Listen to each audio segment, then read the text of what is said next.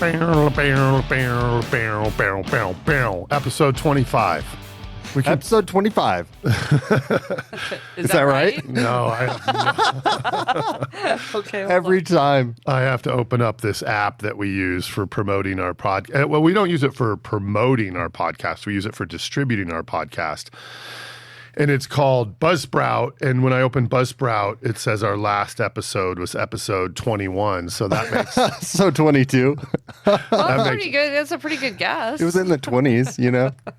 And the first thing I want to start off with on episode 250 is that I promise the studio dogs are going to bark during this episode multiple times. Oh, yeah. Guaranteed. Well, I think once the first person comes in, we should lock them out. Because they're here in the studio, and then me and Marcus and Melinda are the only three people in the studio this morning, but the rest of the staff is going to show up. So for every staff that shows up, the dogs are going to lose their smack and bark because they're back here so they can't see who's coming in the front door. They tend to bark even when they can go see who's Depending on the person, yeah. Although I'm pretty sure that we have a mouse in the studio, and Bro is all consumed with the location of the mouse, so he may be preoccupied. He may be preoccupied. And How you know to what? ski it, mouse. And Don't tell 500 cats. Sorry. Don't tell how to ski it, mouse. So we went skiing yesterday at Copper Mountain, and I'll be honest, I went up there with very level expectations. Yeah. And my main thing was like, the snow's going to suck. It's going to be icy, and just have fun because we took the day off because we worked on the weekend, and it was amazing. It was amazing. First run off the bat, we went down Drainpipe. And if you've then ever the mine been, dump. and if you've ever been to Copper Mountain, Drainpipe is at the top of the mountain, and it's just high in elevation, so it typically does have good snow.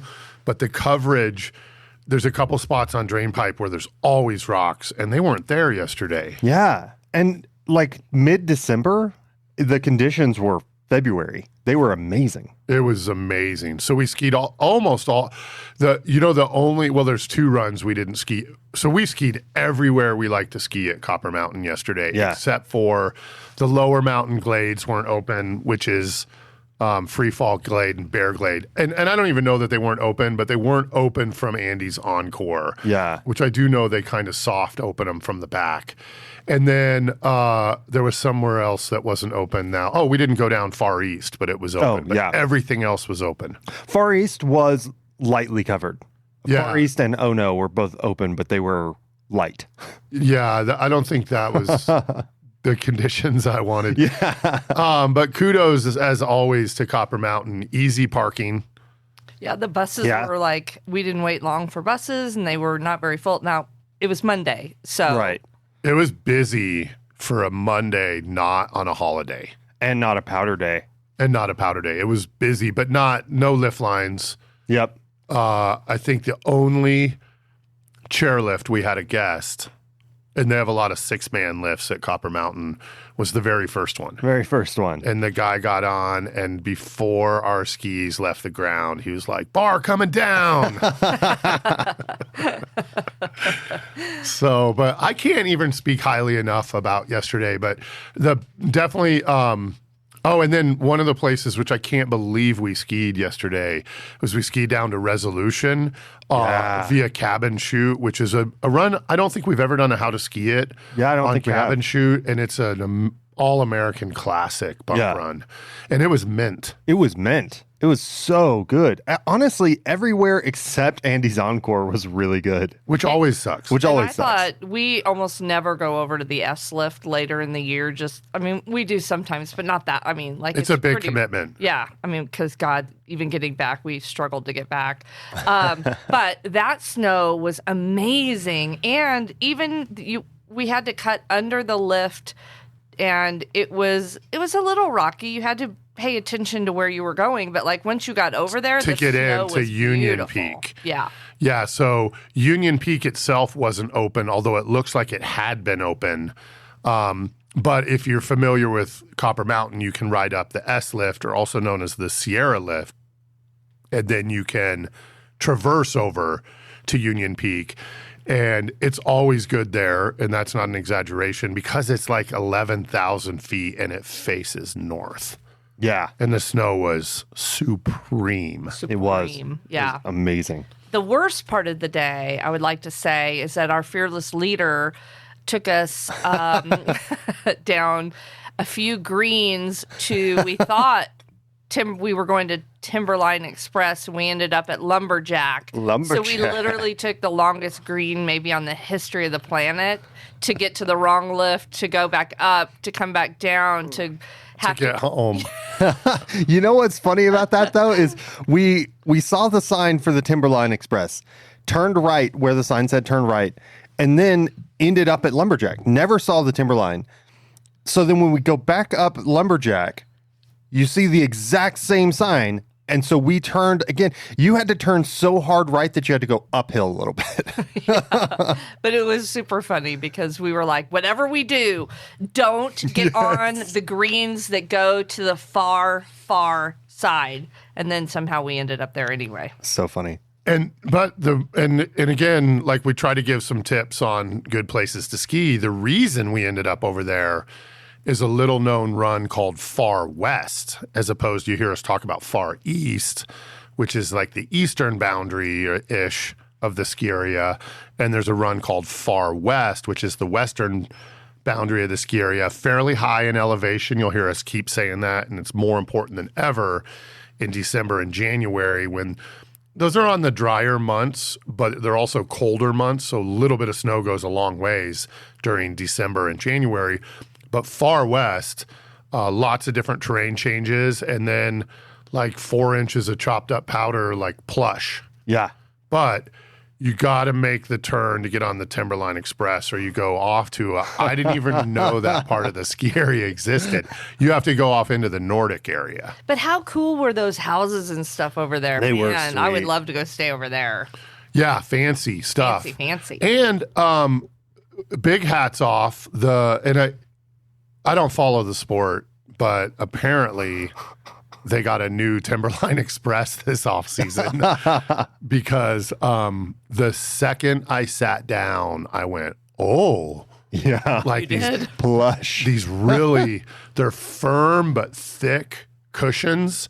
It's a 6-man now and very luxurious. Yeah. It's nice. Timberline Express, which I'm not a huge fan of the skiing over on that side of Copper Mountain, although there is some good skiing that can be had. It's just more, there's just better places to ski at Copper Mountain than over on the Timberline Express. But there they go. No one even got here yet. They're just going off. And this is why, if you're in AV, is don't bring your dogs to the studio. So, and they're wound up. There's stuff happening right now for whatever that is. But wow, what a great day overall. Yeah. Best run yesterday, I'd have to say, for me at least, it was Drainpipe first thing in the morning, because I wasn't warmed up or anything, and I ended up, in my opinion, skiing well. Which it's a black or a double black. I think it's a double black. Maybe it's a black. It's the sign says double black. Okay. Yeah. And I would say that's a good rating, because if you ski down the middle of it and you fall, you're gonna self-arrest at the bottom, most likely. In a tree. In a tree, maybe. All right, what's your favorite? What was we did the run twice where we skied off. We had to ski off the right side of the lift and come around under, and go like up that little hill. And That was Union Jack. Union Jack. Okay, that was awesome. That was mine too. That was mine too. Like, honestly, the snow was soft. It just, you could, when you turned, like, your edge was getting in the snow. Like, you could really grip. Like, our first run, or I think it was maybe my first run, because you guys did Drainpipe, but I have to warm up my knees. I'm on 2 knee braces this year. Like, I am really stiff and uncomfortable the first couple runs. And so doing Andy's encore, where I could not catch, like, I couldn't get an edge. I couldn't. It was just ice skating, was miserable. And then to go over to Union Jack and just have it be plush. Yeah, and like Drainpipe was great like the snow, everything was amazing, but I didn't ski well on Drainpipe. I fell a couple of times, but again, the snow was plush. It was like, all right, whatever. I just sat down in snow. It's not Well, a big you deal. fell for the Dave Downey special, which is starting on a double diamond and I not being like warmed that. up. You like it? I like well, you starting are. How hard. old are you? 35. Yeah. Okay. Well, so that's huge difference. I feel like starting hard. Dave and I talked about this, how we did in when we took the Winter Park Express. Just starting just as hard as you can sets you up for success. Or crushes your muscles and then you quit early. Yeah, it can definitely go either way, but I am a big believer in setting the tone. Yeah. And I feel like at a lot of ski areas, I have a first run, and I know I'm getting to the age, I'm 55 now, that these things are going to have to change. Because I told you at the bottom of Drainpipe, I was like, I kind of tweaked my knee a little bit there because we went into skiing like double diamond bumps for the first time of the season. But so at Copper Mountain, it used to always be Drainpipe Far East, which seems insane these days. Like that's 2,300 feet of bumps. And Dear listeners, you can't see my face right now, but my eyes are rolled up as far as they can in the back of my head because it is like ridiculous. well, but I don't, and you never hear me demand that everybody go the same way. In fact, frequently I just go on my own. Oh yeah. Because I like to set the tone. And even if you have a bad first run because you bit off more than you can chew, that's part of setting the tone and scaling it back and saying, I'm going to take it easy and stuff like that. I struggle doing like a blue warm-up run. Like, I don't think that makes my day better, personally. Yeah, I don't mind like if you're at Eldora, I don't mind doing one of the black runs to warm up. Like Mule Shoe is a perfect warm-up run because you take the lift up, cross over to Mule Shoe, and then go through Brian's Glades. You know what I mean? Like, it's nice to do a black and warm up, but I also don't mind just going straight for Drainpipe. Yeah, well, my warm-up run at Eldora is when you're heading back to the back for the day. Yeah. Is to ski under the Indian Peaks chairlift, which is probably you mean ski down to the Indian Peaks? No. You know. You ski under the chair and then you take the Corona turn. There's a Corona turnoff under the Indian Peaks chairlift. Yeah, Mule Shoe. No. I'm missing something. Yeah, you are. It's called Indian Peaks Lift Line. We've talked about it on the show. Well, no, I know Indian Peaks lift line. But you when go you get under to the Indian bottom, Peaks. It's you the could best either run go at Eldora.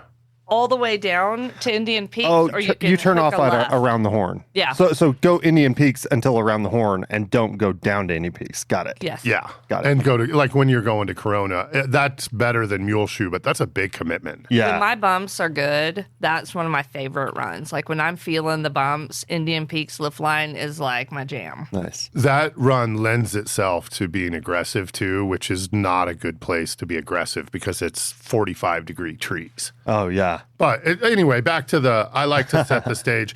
And as we're talking on chosen first runs, one that I have neglected to do the last few times is all growing up, me and my friends, our first run at Vail was Prima Pronto. Okay. And Prima's like a fairly manageable bump run, and Pronto's a super steep bump run. So it's kind of the opposite of Drainpipe Far East. It would be like Far East to Drainpipe that it starts out. But anyway, like when I say set the tone, I don't want to set the tone at Vail with Prima Pronto. So, but and I was thinking about this the other day because we were talking about this.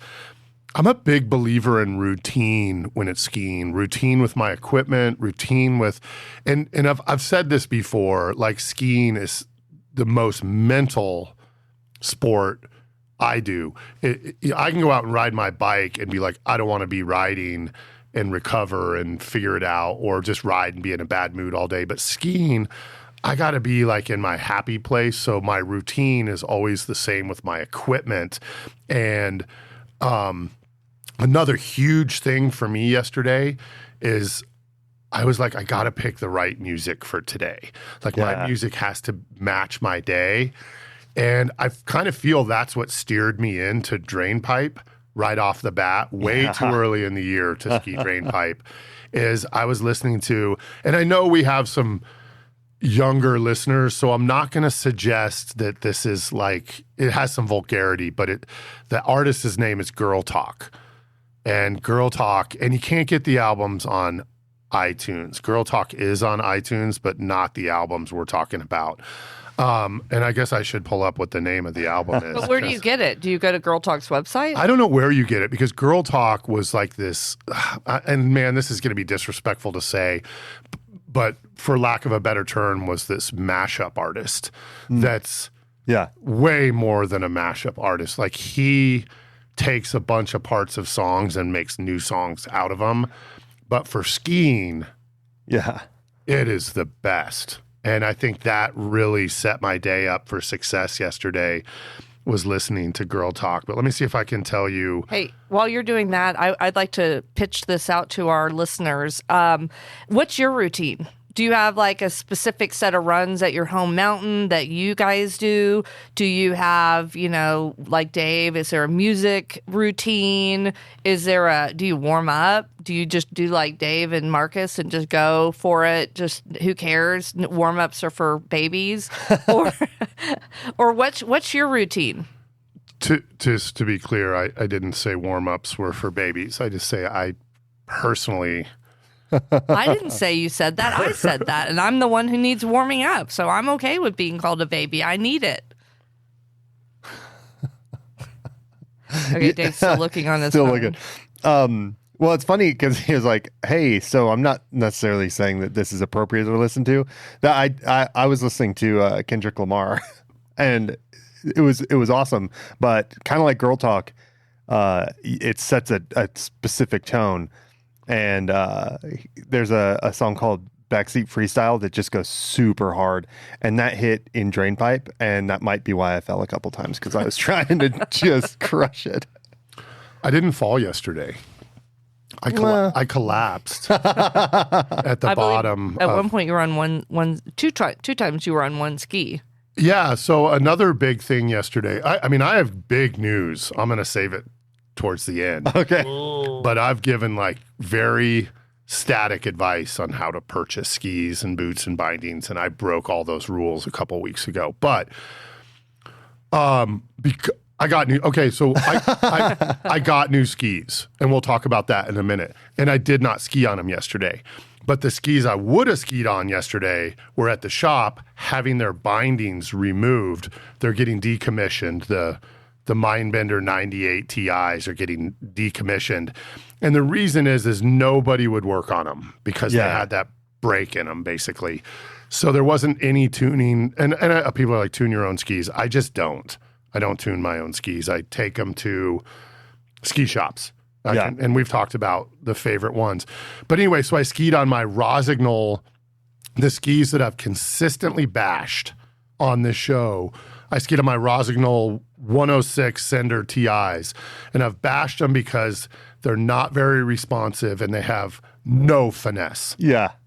And yesterday, I knew that, and that played into my skiing as I was very aggressive, very direct, very just going straight down the fall line and no finesse, just run stuff over.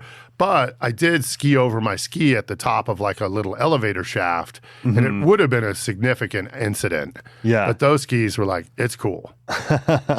just play it cool, get your skis back under yourself. And I skied out of it. Yeah. And so, yesterday was my first potential injury accident that didn't happen because I just skied out of it. I skied out of it on one ski. Yeah. Which was a big, that made my day. So I didn't go down yesterday, but I collapsed on Resolution just at the bottom. We were at the very bottom. It was so and hard. I only got like 10 seconds in front of Marcus, but I was like, I'll use this 10 seconds sitting on the ground. And then I realized how hard it is to get up this time of year. Yeah, no joke. I found that out. When you get fatter and older, there's more than just not wanting to get hurt wiping out. You don't want to have to get back up. Yeah.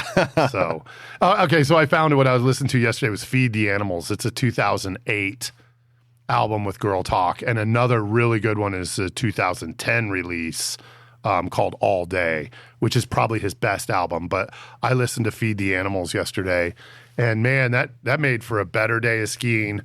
Mixed in with the Rossignol's, mixed in with I Took a Positive Attitude. We've had a very busy work schedule, and man, the way our job works, when it ends, Yeah. I mean, we don't have just anything else major to shut do off. this year Yeah. except ski. Except ski. So I'm guessing most of the high mountain ski areas in Colorado are probably like Copper Mountain. All that snow, it's filled in, more terrain's open than I could have possibly imagined yesterday. And I'm looking forward to going and finding out, is it as good at the Basin or Aspen. Aspen? Yeah. So I think and I feel bad. We've been working so much that we're like, there's probably a lot of people that are like, duh. Right. It's been like that since Thanksgiving when all that snow fell. Marcus is really pushing for us to hit Telluride again this year. So, Tom, watch out. We're coming for you. Yeah, for sure. Yeah, I wanna go down. And and the reason Telluride came up is we were talking about, and Copper Mountain's beautiful. Like the mountain views in Copper Mountain are beautiful. But personally, they don't even come close to, and to me, there's 3 big ski areas for scenery, and so that's Vail. And you wouldn't think that, but when you look into the Holy Cross Wilderness area from the top of Vail, it's so vast and so rugged. And then Aspen, Yeah. you have views of the Maroon Bells, and you have views of Capitol Peak and all this crazy stuff. And then Telluride, to me, just takes the cake. Yeah. For scenery, that it just doesn't seem real because of all the cliffs and chutes. And we did that quick little how to ski it video. You can see it on our YouTube of our friend Tom Watkinson pointing out all these runs that just don't look like runs. You're like, Yeah, it just looks like a mountain. There's Mary Had a Little Lamb, and you're like, what? Yeah. They ski that? So then back to I got new skis. I bought new skis. They're at the shop getting mounted. They should be back today or tomorrow. And I bought them I was on an airplane and it popped up on my Facebook that Black Diamond was having a big ski sale. And I'm not much of a backcountry guy, but that's what those mind benders were. They had backcountry bindings on them. And so I can't ever get them tuned because they're broken, blah, blah, blah. So I got a pair of Black Diamond Impulse 98s for $300, brand new from Black Diamond. That's awesome. Yeah. So, and I've always said, don't spend a lot of money on skis, but I'm usually like, just buy them off Facebook or whatever. Right. So I got them. I took them into the shop, and they're getting mounted up. So those are going to be like my skin and skis. And then as they were last year, they turned into kind of my all mountain ski. I'm hoping to keep the big fat Rossignol attitude this year, but we'll see. May I ask a Which means very no important finesse. May I ask a very important question? The Mindbenders were the skis that made it so the Downey family could no longer shop at REI. Now that they've been decommissioned, is the lift over on REI? The embargo, is it lifted on REI? You know, my Christmas shopping has been highly impacted this year by not being able to go to REI. Yeah, and let me just walk back some of my complaints to REI real quick. I'm not picking on REI, although they should have replaced these skis. But anywhere, and I'm going to admit something that is embarrassing. Anywhere you spend $700 on a pair of skis, you effed up. Because, see, and there our staff is there, and the dogs are going to go check them out. Because, A, that's too much. And B, if you're a bigger person or an aggressive skier, those may last one run. Yeah. And that's just how skiing works. I mean, you saw yesterday, great coverage, but up on Union Peak, there was some significant issues if you were to ski into the wrong little section, and your skis would be totaled and you'd be out $700. So I've always been a big fan of keep that price down. And I would love to spend $700 on a pair of like Nordica Enforcers, or I've always wanted a pair of Bent Shelters, but those are two skis that just don't go on sale that often. I Yeah. do love that there were people with I believe it was the bench shelters on the bus yesterday, and Dave was like lovingly staring at him. Hopefully he didn't make eye contact, but he was like salivating over They were those. actually Nordica enforcers. They were say they? Nordica on them. Okay, well, And- I don't remember what they were. And they were both, it was two people that had both had Nordica Enforcer 100s. Yeah. And this is just what I know. I've never skied on that ski, and I can just tell you from looking at it that it's awesome. Yeah. And it gets awesome reviews. It's not me. And same with the bench shelter. Yeah. And that you would know because they have these outrageous designs on them. But everybody that skis on them are like, things are different now. I would like to say that I do pay full price for my skis, that I buy one pair of skis every like 10 years. And Icelandic were some of my faves. I gave them, they've been hand me down now. I think like at least one, if not two other people have them. Like my skis last until I'm ready to do something new. And so I do enjoy going to like Christie's or Epic Mountain Sports and, just looking at the collection of skis that they have. And See, but you're not heavy and aggressive. no. Yeah. No, that's, helps. that's it. I mean, same thing with shoes, like tennis shoes. Like I don't wear my shoes out. Usually I just right. am ready for a new pair of shoes. Yeah, and more than anything, you're not heavy because you ski in difficult terrain. And that's yeah. another thing. If you just ski, and I'm not taking anything away from anybody, but if you just ski on blues and greens, you're going to get more life out of your skis Definitely. than if you ski Drainpipe Far East. Yeah, that's just tough on skis. Yeah, I got sparks yesterday. I was following Marcus, and here's a run to never ski. And it's what we've called on the show, which is a good term, a commuter run. So you only ski it if you're trying to get from point A to point B. But if you want to get from the east side of the mountain to the west side of the mountain, you can take this thing called Lower Enchanted Forest, not to be confused with Upper Enchanted Forest. Which is an actual run. And Lower Enchanted Forest is just basically like a tree trail. And you can actually ski it, but not and stay on the tree trail. And Yeah. you can get all the way from like the Super B to the S if you take Lower Enchanted Forest. But Marcus just skied through some rocks. Yeah. I saw him. I thought he saw him. But I did, but I chose the rocks over the one ski path. what's amazing, and And this it was a one ski pass because there was a tree, Yes. like a downed tree. So it was either tree or rock. But what was amazing is he hit the rock and sparks came off, and a big enough spark came off that it actually like flew like 6 inches away from the ski and bounced. Like it was a real spark. Yeah. And that was pretty cool because I can probably count the number of times I've seen that, 5 or 10 times in my whole life. Yeah, because usually people avoid the rocks. Yeah, and usually it's followed up by a crash, but it Yeah. didn't. And I knew which way not to go True. at that point. You're which welcome. was good. But yeah, so sparks off skis. Yeah. So, and then I just want to go back really quick because it's all about me and my new skis. I think I've never said anything but positive stuff about Boulder Ski Deals, which now is called Epic Mountain Sports. And I had a fantastic experience. I went in at a good time, which was like 5 p.m. on Yeah. a weekday. So there wasn't really anybody there, and went straight to the back, and I just got good service, and they asked good questions. Nice. And ended up being $90 because I didn't buy the skis, boots, or bindings there. And then I don't have them back yet, but they said 5 or 6 days, which is today or tomorrow. So and they usually meet their goal. But just a good experience. And I love that place. Everybody's so nice. But more importantly, as Mel was just talking about, they have so many pairs of skis. Yeah. And if you want to see all like 10 of the Rossignol's that are on sale, they're there. And they do have my next ski, but it's at full price, as Rossignol, I think, is returning to the glory days when they had this thing called the Soul 7. And now they make a Soul Sender that looks just like the Soul 7. And the Soul 7 was my favorite ski of all time. Nice. And that's why I'm stuck with Rossignol, which was a mistake because they removed the finesse from the ski.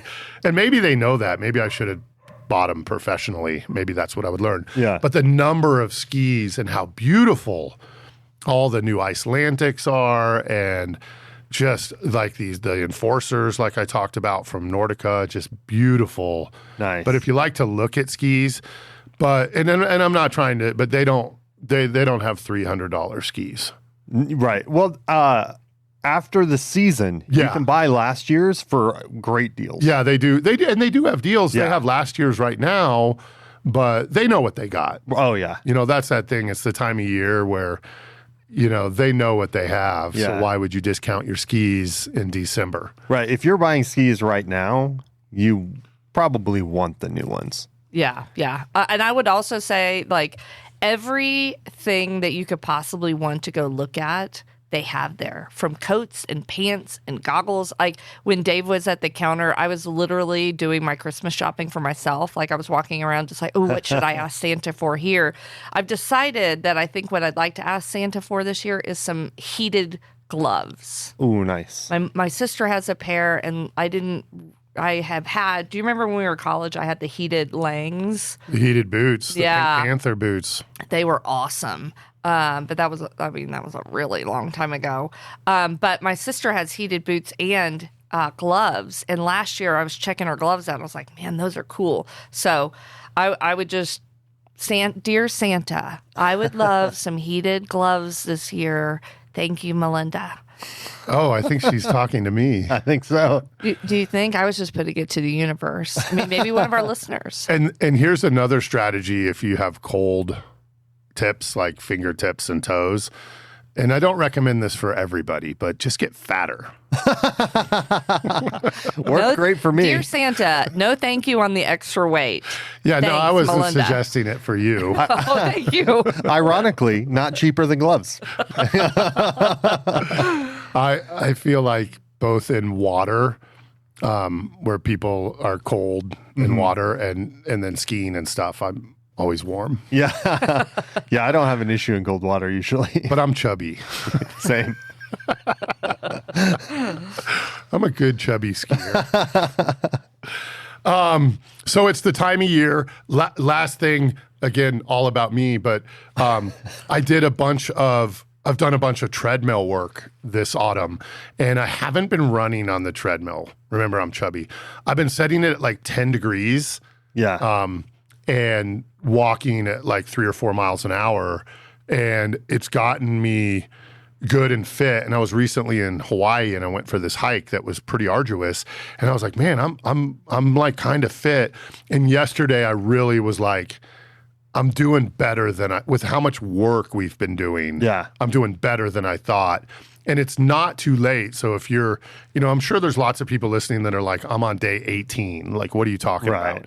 But there's probably other people that are on day 2 and 3. I'm on 3, which is terrible. The worst it's ever been in probably 25 years. I take some of the blame, though, because I'm the one that scheduled a family vacation right at the beginning of ski season for 7 days. When it was dumping. But I'm going to get to my 10, or I have a good shot at it. Yeah. Because I'm going to totally. ski again this week, and I've always said 10 days by January, because this is an unusual year that so much snow has fallen. And most years, it's not till January before the stuff we just skied, you're skiing. Yeah.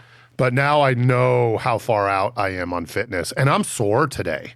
Me too. Did you use your boots? Yes. I used my Yes. boots. It was great. And we have very few sponsors in life, but one of them is Normatec. Hyper Ice. Which With makes the Normatec boots. which makes these things called Normatec boots. And what they are, it's like a mass trouser. A mass trouser is like an anti-shock trouser to stop catastrophic injury, bleeding, and stuff. They put them on you. They pump it up really right. tight. And that's what it does. Is these are pants that they pump up like so tight. I go on level 7. Same. But when you're done, your legs are fixed. Oh, yeah. And they're made for endurance sports and stuff, but they work way better for skiing Yeah. than anything else. And when I travel to ski, I take these. I literally, Yeah, they're awesome. I literally went downstairs to feed the dogs and came back up, and I was like, "Oh, where's Dave?" And he was laying in the bed, had his Normatec boots on, and then basically we just camped out And the minute he took his off, he handed it over, programmed me up for 45. But you programmed me up, I think, at 45 minutes at a level 5, which was right on my max. I don't know how you guys do 7. 7 is painful, but Yeah, especially when it gets to the top, like right up near your waist, it gets really tight.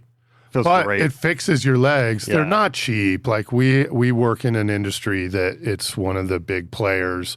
They're not cheap, but if you're and I'm just speaking from experience, older, and it's harder to turn and burn, 15,000 vertical feet of moguls day after day. These help. Yeah. They Definitely. legitimately help. I could ski today. Yeah. If my new skis popped out this morning, I could see myself maybe going this afternoon. Nice. Last thing back to ski deals is after you sign up for the work you want done, you get a text message. So the communication is dialed. So Nice. I'll get a text message that says, come get your skis. Sweet. So yeah, and it's not like I'm not going to have to call and check in with them and see if they're ready, yeah. which I'm sure people do. Oh, yeah. People always do that still. Well, so we might go skiing. We'll definitely go skiing this week. It'll probably be Eldora because that's our quickie commuter spot. But next week we're definitely hitting Loveland because JJ and the fam are coming out. Yeah. So we'll hit Loveland. We got the gyms pass again. So buy one, get one, or discounted full price tickets. So I don't know how much longer that's on sale, but definitely I think the Gyms Pass keeps going. it does. I'm pretty sure. I know last year when we went to Loveland, I bought it like the day before. And it's a great way to drive the price of lift tickets down because, correct me if I'm wrong, it's $100 or $50. It's like- $48. Yeah. Okay, so 50. $50, but then you can get 2-for-1 tickets at Loveland, not every day of the week, but And I think you get there's some blackouts like Christmas and Presidents, the days you don't want to ski at Loveland anyway. But so then it 2-for-1 tickets, so all of a sudden your Gems Pass is paid for, and then it's at a lot of ski areas that unfortunately we don't ski at. Yeah. But one of them that is on there is Loveland, which is great, and Monarch Mountain, Yeah. which is also great. Although, man, it's hard to hit Monarch because when you're going down in that neck of the woods, you're going to Crested Butte. yeah. And Monarch is a world-class ski area, but Crested Butte is one of the best ski areas anywhere. I've for never advanced. been to Crested Butte. It'll blow your mind the amount of, they have runs like Drainpipe that are, no exaggeration, 10, 15x longer, Wow. and they have 100 of them. It's nuts. I mean, that was our college home ski area. Yeah. I mean, that was our Ski while you get a degree. It's highly recommended. Unofficial motto. Well, yeah, there's a few unofficial mottos, which we won't say, but ski while you get a degree, but a good school. I know they bastardized the name and it's called the University of Colorado at Western, and I refuse to ever say that except after the word's bastardized. It's Western State College of Colorado. That's so funny. I guarantee, as far as free skiing, the best skiers in the world are at Western State College of Colorado. I mean, I will say that I feel like the only reason that I can do what I do today, coming from Texas, is because I went to school there and Without a doubt. and skied with. I mean, I don't did we have any other women that skied with us? Maybe one. Yeah, there were several actually. I'm not going to bring their names up. Okay, that's fair. I don't really remember. It's terrible. All right, well, episode 22. Yeah, or 25, Whatevs. whatever you're feeling in the moment. Let me ask a question, because we do a lot of, and this is for our other podcast, 500 Cats. We do a lot of podcasting, not as much talking as we do editing, and for other customers Yeah. and stuff. Does it matter?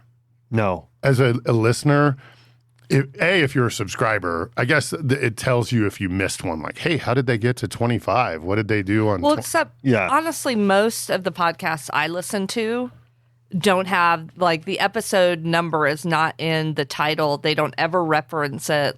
It's true. A lot of them are Plus, they do like 3 a week, and we do one. Does that show our experience?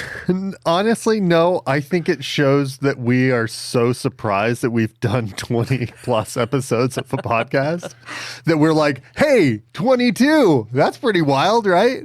That is, yeah. I mean, and I'm 22. I'm happy. Yeah. I hope our listeners are happy. Where are we at on 500 cats? 15, I believe. Where's the Iron Man Insider at? 16. I just posted 16 for Iron Man Insider. Okay. That's not our podcast, but it's one we're involved in. So anyway, skiing and snowboarding is good. Better than most things. Mentally yesterday, it really put me, so I use that Apple, I use an iPhone, and it has, I don't know if you guys have that mental health app that pops up and says, how are you feeling? No, I guess I don't. And yesterday was the first day since I've been using this, so August, that I was able to put like more than slightly positive. That's good. Yeah. Yeah, that's good to have a positive But mental they attitude. don't have, so you choose, how do you feel on a slider? And it can go neutral, which is most of my days, slightly negative, slightly positive. So all of my last like 3 months have fit into there. But yesterday was more positive. I don't remember what the next choice was. But then they give you these choices, like what made it that way. Yeah. And there wasn't one that was skiing. Lame. Yeah. Seems like a miss by Apple. Well, it Can you type in your own? I don't think so, but I kind of thinking of the way Apple's ecosystem works, you probably can. But it seems so important to me that when you look back on this, and I think it's supposed to help you notice trends, like this makes me unhappy, this makes me happy. When I look back on it, I mean, yeah, I could cross-reference it to Strava or Slopes. Right. But yeah, anyway, more than, I can't remember what's after slightly positive. I think it's just Mostly positive. positive? Oh, okay. I can't, Yeah. but there's no choice for skiing, so I put fitness, All right. which, Yeah. it kind of goes the same way, It does. that it was a big fitness day. I did that for a while. I did the mental health app, and it just bothered me, so I turned it off. I closed my rings yesterday. Nice. I did too. Oh, just really quick.